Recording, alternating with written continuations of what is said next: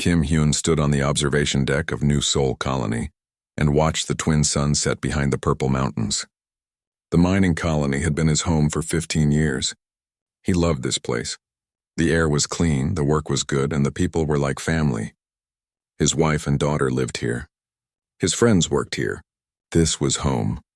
The communication device on his belt made a soft sound. Park Jin's voice came through clearly. "Kim, we have a problem. Come to the control room right away." Kim Hyun ran through the colony's main street. Children played in the gardens while their parents finished work for the day. Everything looked normal. Everything looked peaceful. He had no idea that in 10 minutes everything would change forever. Park Jin was staring at her screens when Kim arrived. Her face was pale. "Look at this," she said, pointing to the displays.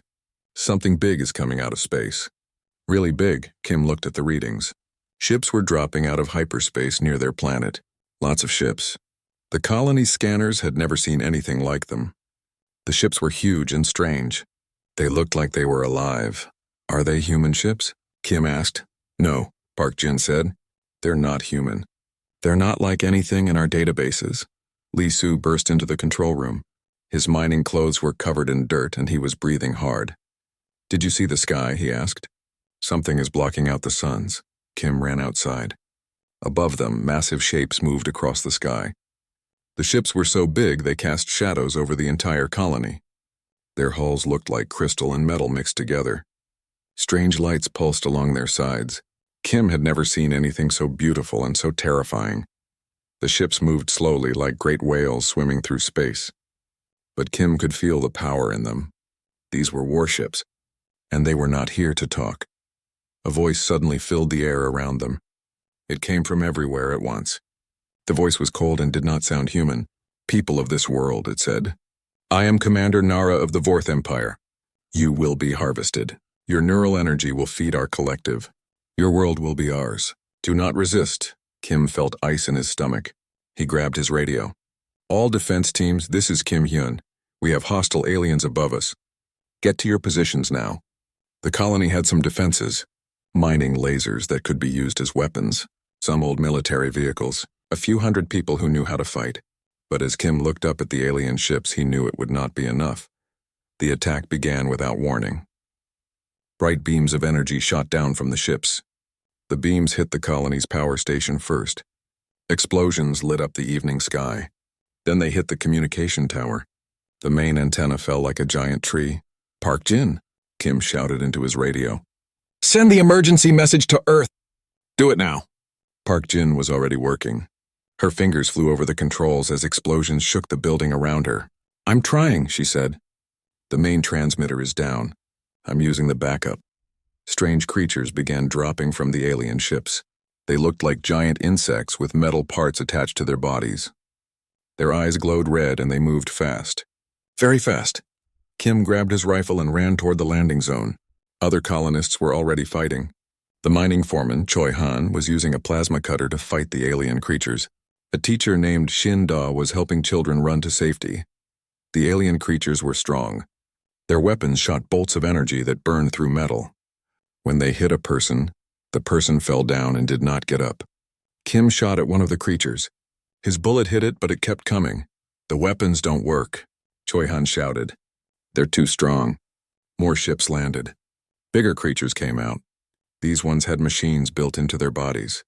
They moved like they were one mind controlling many bodies. Kim realized that fighting them in the open was hopeless. "Everyone fall back," he shouted. "Get to the mining tunnels." Yoon-min was only 12 years old, but she was brave. She helped younger children run while the adults fought. Her small hands guided scared kids through the colony's back streets toward the tunnel entrances. Park Jin's voice came through Kim's radio one last time. "Message sent. I got a signal out to Earth before they destroyed everything. Maybe someone will know what happened to us." Then the building exploded. Kim's radio went dead. The colonists ran through the streets as the alien creatures chased them. The creatures moved like hunters. They seemed to enjoy the fear. Some of them caught people and dragged them back to their ships. Kim made it to the tunnel entrance with about 200 other people. They sealed the heavy doors behind them and went deep underground. The mining tunnels were safe for now, but Kim knew they could not stay hidden forever. In the darkness below ground, parents held their children close. The elderly sat quietly, remembering Earth.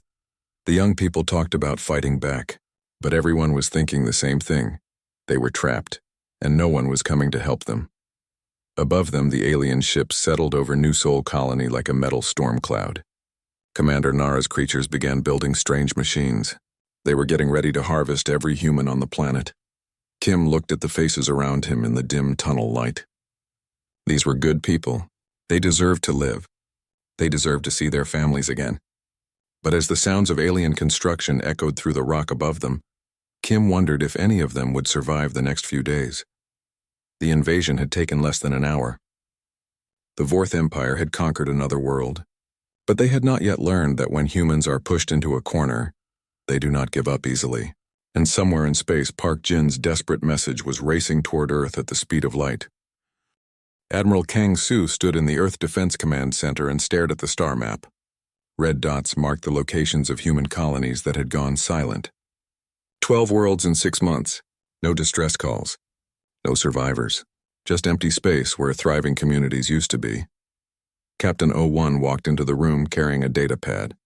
His reconnaissance ship had just returned from the Tau Ceti system. "Admiral," he said quietly, "you need to see this." The holographic display showed the remains of what used to be Harmony Station. The space colony had housed 50,000 people. Now it was just twisted metal floating in the void. But that was not the worst part. The worst part was what 01 had found on the colony's surface. They didn't just destroy it, 01 said. They harvested it. Look at these scorch marks. Look at the way the metal is bent. Something was extracting materials from the station while people were still living there. Dr. Ryu Bin joined them at the display. She was Earth's top expert on alien life, but she had never seen anything like this. The metal shows signs of biological acid, she said. Whatever did this uses organic weapons. They're not just raiders or conquerors. They're farmers, and we're the crop. Admiral Kang Su felt cold fear settle in his chest. In 30 years of military service, he had fought pirates, rebels, and hostile corporations. But this was different. This was an enemy that saw humans as food. "How many ships did you see?" he asked 01. "At least 50 in the Tau Ceti system alone," the captain replied. "Big ones. They look like they're alive. Biomechanical construction. And Admiral, they're moving toward the inner colonies. They're getting closer to Earth." President Yuna arrived for the emergency meeting. She looked tired. The reports from missing colonies were keeping her awake at night. "What do we know?" she asked. Dr. Rubin activated another display. "We call them the Vorth based on intercepted communications. They're a hive mind species. Individual creatures but one shared consciousness. They consume other species' neural energy to expand their collective intelligence." "How do we fight them?" President Yuna asked. "We don't know yet," Admiral Kang Su admitted. "But we're going to find out. I'm requesting permission to begin Protocol Omega." Protocol Omega was Earth's most secret military plan. It had never been used. Most people did not even know it existed. The plan would turn the entire solar system into a massive war factory. Every resource, every ship, every person would be focused on one goal: building the largest military fleet in human history. President Yu Na looked at the images of destroyed colonies. She thought about the families who had lived there, children who would never grow up, parents who would never see their kids again. "Do it," she said. "Begin Protocol Omega immediately." Captain Bei Ho received his orders that same day. He was in charge of military construction, and suddenly he had the biggest job in human history. "We need 300 ships of the line," Admiral Kang Su told him. "Dreadnoughts, carriers, destroyers, everything, and we need them built in secret." 300 ships? Bei Ho said. "Sir, that's more than our entire current fleet." "I know," the Admiral replied. "You have unlimited resources. Use them." The work began immediately. Asteroid mining stations stopped extracting materials for civilian use. Everything went to the military now. Space construction yards that built trade ships started building warships instead. The best engineers in human space were quietly transferred to classified projects. Commander Li Gi was training pilots at the Luna Academy when she got new orders. "Forget everything you've learned about space combat," she told her students. "We're fighting something new now, something that thinks differently than we do." The pilots practiced new tactics every day. They learned to fight against enemies that moved like living creatures instead of machines. They trained with weapons that had never been used in real combat, and they practiced in ships that were still being built in secret factories. Dr. Imsu led the weapons development team. Her job was to create tools that could kill aliens no human had ever seen. "We need weapons that work against biological targets," she told her team. "Quantum disruptors, kinetic bombardment systems, plasma weapons that can burn through organic armor." The work was hard and dangerous. Some of the new weapons were so powerful they could destroy planets. Dr. Imsu made sure her team understood what they were building. "These are not just weapons," she said. "These are the tools that will save our species." General Anbo trained ground troops in facilities hidden on Earth's moon. His soldiers learned to fight in alien environments. They practiced against simulated Vorth creatures using intelligence gathered from destroyed colonies. Every day they got better at killing things that had never been killed before. Colonel Moon Kai designed new armor for the ground troops. The suits were powered by fusion batteries and armed with weapons that could punch through tank armor. "Each suit is a walking fortress," she explained to her engineers. "Our soldiers need to be able to fight anything." Months passed. The secret construction continued. Shipyards in the asteroid belt worked around the clock. Weapons factories on Mars produced ammunition for guns that did not exist yet. Training facilities prepared soldiers to fight wars that had not started. Most of Earth's population had no idea what was happening. They knew some colonies had gone quiet, but the government said it was just communication problems. People went to work, raised their families, and lived their normal lives while their leaders prepared for the greatest war in human history. Admiral Kang Su watched the construction progress from his office. Every day, more ships joined the hidden fleet. Every day, more soldiers completed their training. Every day, Earth became more ready to fight back. But he also watched the reports of missing colonies. The red dots on his star map grew more numerous. The Vorth were getting closer to Earth. Soon they would find humanity's homeworld. When they did, they would expect to find another helpless colony ready for harvest. Instead, they would find something that had never existed before in their 1,000-year history of conquest. A species that was ready to fight back with everything it had. The message from New Sol Colony arrived on a Tuesday morning. Park Jin's desperate transmission had traveled through space for months before reaching Earth's listening posts. Admiral Kang Su read the report with growing anger. The Vorth had found another human world. More families were dead or captured, but this time Earth was ready to answer. Kim Hyun counted the remaining food supplies for the third time that day. The numbers had not changed. They had enough food for maybe one more week. Water for a few days after that. The 200 survivors hiding in the mining tunnels were slowly dying, and there was nothing he could do about it. 2 weeks had passed since the Vorth attack. 2 weeks of living like rats in the dark tunnels below New Sol Colony. 2 weeks of listening to alien machines working above them, building something terrible. Park Jin sat at her makeshift workstation, trying to repair the damaged life support systems. Spare parts were running out. The air recyclers were failing. Every breath was precious now. "I can keep the air clean for maybe 5 more days," she told Kim. "After that, we start breathing poison." The children were the hardest part. Yoon Min did her best to keep them quiet and calm, but they were scared. They asked about their parents who did not make it to the tunnels. They asked when they could go home. They asked if the monsters were still outside. Yoon Min answered their questions with patience and kindness, but Kim could see the fear in her young eyes. Choi Han and Shin Da had been making raids to the surface for supplies. Each trip was more dangerous than the last. The Vorth creatures were everywhere now, and they were learning the colony's layout. They set traps in places where humans might go. "We lost another tunnel entrance today," Choi Han reported after his latest trip. "The aliens sealed it with some kind of biological cement. We're running out of ways to get in and out." Kim looked at the rough map they had drawn on the tunnel wall. Red marks showed blocked passages.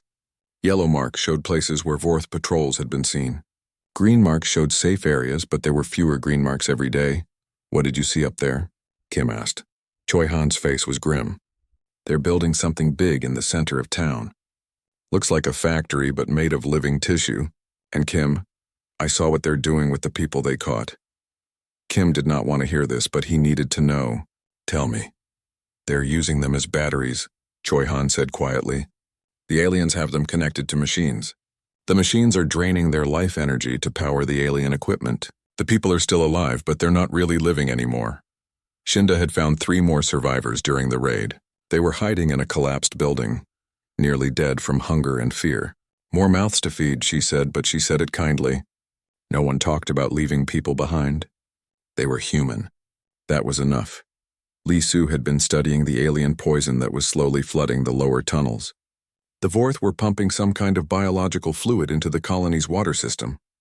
The fluid changed everything it touched, turning metal into organic material and rock into something that looked alive. It's like they're trying to change our whole world into something they can digest, Li Su explained. If they keep pumping this stuff, the entire planet will become a Vorth food source. The poison was rising slowly but steadily. They had to keep moving higher in the tunnel system. But the higher they went, the closer they got to the surface. The closer they got to the aliens, sleep was almost impossible. The adults took turns keeping watch while others tried to rest. But even when they closed their eyes, they could hear the sounds from above. Alien machines working, strange creatures moving, sometimes human voices screaming. Yun Min organized the children into small groups. She taught them games that could be played silently. She told them stories about Earth, about blue skies and green grass. She helped them remember that there was a world beyond the dark tunnels where they were trapped. "Will we ever see Earth?" asked a little boy named Jun. "Yes," Yun Min said, though she was not sure she believed it. "Someday we'll go to Earth and see all the things in the stories." Kim watched her with the children and felt his heart break. She was just 12 years old, but she was acting like an adult. All the children were growing up too fast. The Vorth had stolen their childhood along with everything else. Park Jin called Kim over to her workstation. She had been monitoring alien communications, trying to understand their plans. "I think I know what they're building," she said. "It's a neural processor. They're going to use it to extract the life energy from everyone they captured. And when they're done with this planet, they'll move to the next one." "How long do we have?" Kim asked. "Based on their construction rate, maybe a week. Then they start the final harvesting process." Kim looked around at the faces in the tunnel. These people trusted him to keep them safe, but he was failing. Every day their situation got worse. Every day it became clearer that they were not going to survive. That night Kim made the hardest decision of his life. He gathered the adults together and told them the truth. "We can't stay here," he said. "The poison is rising, the air is running out, and the aliens know where we are. We have to try to escape, and where can we go?" asked Choi Han. "The northern mountains," Kim said. "There are natural caves there. Maybe we can hide until help comes." "What help?" asked Shinda. "No one knows we're here. No one is coming." Kim thought about Park Jin's emergency message. Had it reached Earth? Was anyone listening? "Maybe someone got our signal," he said. "Maybe Earth knows what happened here." They planned the escape for the next night. Most of the adults would create a distraction at the main tunnel entrance, drawing the Vorth forces away from the northern exit. A small group with the children would try to reach the mountains. It was a desperate plan. Most of the adults would probably die in the distraction attack, but it might give the children a chance to survive a little longer. As they prepared for what might be their last night together, the survivors shared their memories. They talked about their families on other worlds. They talked about Earth, the home most of them had never seen. They talked about their hopes for the children. Kim looked at Yun Min sleeping peacefully for the first time in weeks. Tomorrow, she might be alone in the mountains with a handful of other kids, but she would be alive. She would carry the memory of New Sol Colony and the people who had lived here. Above them, Commander Nara's machines worked through the night, preparing for the final harvest. The Vorth commander was pleased with their progress. Soon this world would be completely drained, and they could move on to the next target. But deep in the tunnels below, the last free humans on the planet were planning one final act of defiance. They might not win, but they would not give up without a fight. 3 months after the Battle of New Sol, Admiral Kang Su stood in the colony's rebuilt command center. The town looked better than it had before the attack. New buildings rose where the old ones had been destroyed. Gardens bloomed where alien machines had poisoned the soil. But the real change was not in the buildings. It was in the people. Kim Hyun wore the uniform of the Earth Defense Fleet now. Admiral Kang Su had offered him a commission, and Kim had accepted. His knowledge of guerrilla warfare was too valuable to waste. He was training other colonial defense forces, teaching them how to survive when the monsters came. How many more colonies have we liberated? Kim asked the Admiral. 15 in the last 2 months, Admiral Kang Su replied. Each one teaches us more about the Vorth. Each victory makes us stronger. Park Jin had become the colony's new defense coordinator. Her engineering skills were put to work, designing early warning systems that could detect Vorth ships before they attacked. Never again would a human colony be caught unprepared. The children had recovered, but they were different now. Yoon Min was 14 and already talking about joining the Earth fleet when she was old enough. The other kids played games about fighting aliens instead of the gentle games they used to enjoy. The war had changed them all. Dr. Ryu Bin's research had revolutionized human understanding of the Vorth. The aliens were not just conquerors, they were parasites. For 1,000 years they had spread across the galaxy, consuming every intelligent species they found. Dozens of civilizations had been completely erased. But we're different, Dr. Ryu Bin explained to the Colony Council. We fight back. We value individual life. The Vorth can't understand that. To them, losing individual members means nothing as long as the hive survives. But to us, every person matters. Captain 01 had been promoted to Commodore after his performance in the battle. He now led deep strike missions into Vorth space, hitting their supply lines and communication centers. His ships were painted black and carried no identification. The Vorth called them ghost ships. We're not just defending anymore, 01 reported during his latest briefing. We're hunting them. Every Vorth ship that dies sends fear through their hive mind. They're learning that humans are predators too. Commander Lee. He ran the pilot training program from a base on New Seoul. Young people from across human space came there to learn how to fight the Vorth.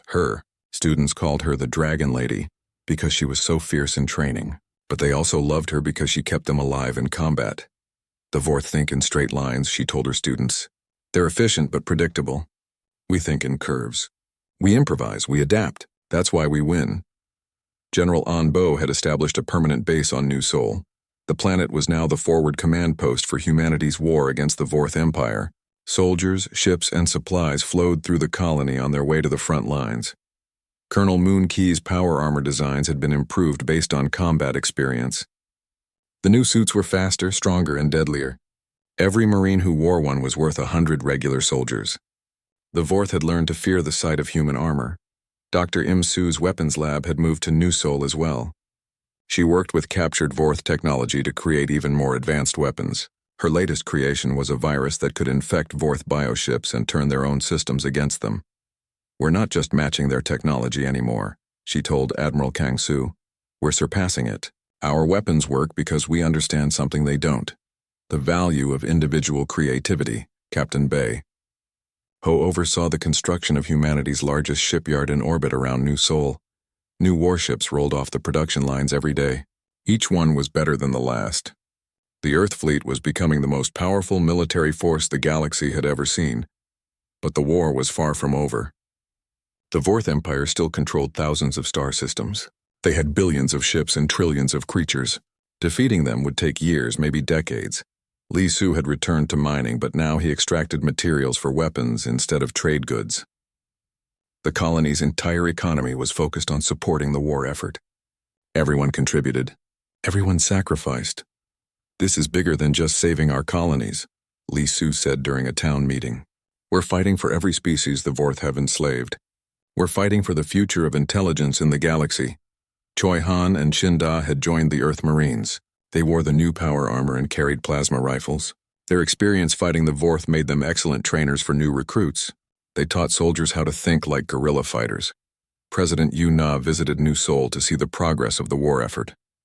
She met with the colonists who had survived the occupation. Their stories filled her with pride and determination. You have shown the galaxy what humanity can achieve, she told them. Your survival inspired our greatest military victory. Your courage gave us the strength to fight back. The president announced humanity's new policy toward the Vorth Empire. There would be no negotiations. No compromises, no mercy. The Vorth had chosen to see humans as food. Now they would learn what happened when food fought back. Smaller alien species began reaching out to humanity. They had heard about the victories against the Vorth. For the first time in centuries, they had hope that someone could protect them from the galactic predators. Admiral Kang Su welcomed these new allies. We're not just fighting for humanity anymore, he announced. We're fighting for the right of all intelligent species to exist. The Vorth end here. New Sol became a symbol throughout human space. The colony that had almost been destroyed became the place where humanity found its strength. Refugees from destroyed worlds came there to rebuild their lives. Soldiers came there to train for battle. Scientists came there to develop new weapons. Yunmin started a school for war orphans. Children from across the galaxy learned together, sharing their cultures and their determination to never again live in fear. The school's motto was simple: remember the darkness, fight for the light. The war would continue for years. There would be victories and defeats, heroes and losses. But something fundamental had changed in the galaxy. The Vorth were no longer the apex predators. Humanity had claimed that position. In the rebuilt town square of New Sol, a monument stood to honor those who had died in the first attack. The inscription was written in dozens of languages, representing all the species that had suffered under Vorth rule. It read, "They thought we were prey. They learned we were predators." As Admiral Kang Su looked out at the bustling colony, he thought about the future. Humanity had found its purpose among the stars. They were not explorers or traders or diplomats. They were guardians. They were the species that stood between the innocent and the monsters. The Vorth Empire would fall. It might take decades, but it would fall. And when it did, the galaxy would be free to grow and flourish without fear of being harvested. Kim Hyun stood beside the Admiral, watching supply ships land at the spaceport. "Do you think we'll win?" he asked. Admiral Kang Su smiled. "We already have. The moment we decided to fight back instead of hide, we won. Everything else is just cleanup." Above them, Earth's war fleet patrolled the skies, ready to carry humanity's answer to any corner of the galaxy where monsters dared to hunt the innocent. "Thanks for you." Kim Hyun checked his weapon one last time. The adults were ready to make their final stand. They would charge the Vorth forces at the main tunnel entrance, drawing the aliens away from the children's escape route. Most of them would die, but maybe the kids would have a chance. "Remember," Kim told his volunteers, "we're not trying to win. We're trying to buy time. Make as much noise as possible. Keep them busy." Choi Han nodded grimly. "It's been an honor serving with you all." The adults hugged their children goodbye. Many parents would never see their kids again. Yunmin led the children toward the northern tunnel exit. Her small hand held the emergency beacon that might someday bring help. Kim was about to give the signal to attack when the ground began to shake. At first, he thought it was another Vorth machine starting up. But this was different. The shaking came from above, from space. "What's that noise?" whispered Shinda. The noise grew louder. It sounded like thunder, but thunder that went on and on without stopping. The tunnel walls vibrated. Dust fell from the ceiling. Then they heard something that made their hearts stop, the sound of human weapons firing. Kim grabbed his radio and tried to contact the surface scouts. Static filled the channel, but then a voice came through. It was weak and broken, but it was definitely human. "This is anyone down there. This is Captain 01 of the Earth Defense Fleet. If anyone can hear this, we're here. We came as fast as we could." Dr. Kim's hands shook as he held the radio. "This is Kim Hyun, New Sol Colony Defense. We have 200 survivors in the mining tunnels. We thought you weren't coming." "We're here now," came the reply. "Stay underground for a few more minutes. We're cleaning up the neighborhood." Above them, Admiral Kang Su stood on the bridge of the dreadnought Sol's Vengeance. Around his flagship, 300 Earth warships dropped out of hyperspace like avenging angels. The largest fleet in human history had arrived at humanity's darkest hour. "Target all Vorth vessels," Admiral Kang Su commanded.